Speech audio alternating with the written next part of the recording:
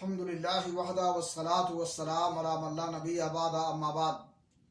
नाज़रीन किराम, बहुत सारे कमज़ोर और गरीब लोग जो मुआशरे में, समाज में गुमनामी की ज़िंदगी गुजारते हैं और मुआशरे के अंदर उनका कोई इम्तियाज़ी मकाम नहीं होता है, लेकिन ईमान और तक़वा की वजह से ऐसे होते हैं कि अल्लाह रब्बुल आलमीन के यहाँ उनका मकाम बुलंद होता है। और अगर वो अल्लाह रब्बुल आलमीन पर कोई कसम खा लेते हैं तो अल्लाह ताला उन्हें पूरी करके दिखाता है और वो जन्नती होते हैं। सही बुखारी मुस्लिम शरीफ की हदीस है, अल्लाह के नबी जनाब मोहम्मद रसूलुल्लाह सल्लल्लाहु अलैहि वसल्लम फरमाया, अला उखबिरुकुम बि अहलिल जन्नह कुल्लु दईफिन मुतदअफ लौ अक़समा अलल्लाहि लअबर्रा, अला उखबिरुकुम बि अहलिन नार कुल्लु उतुल्लिन जवाद मुस्तकबिर।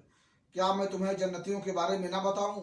हर कमज़ोर जिसे कमज़ोर समझा जाता है, अगर वो अल्लाह रब्बुल आलमीन पर कोई कसम खा ले तो अल्लाह ताला उसे पूरी करके दिखाता है।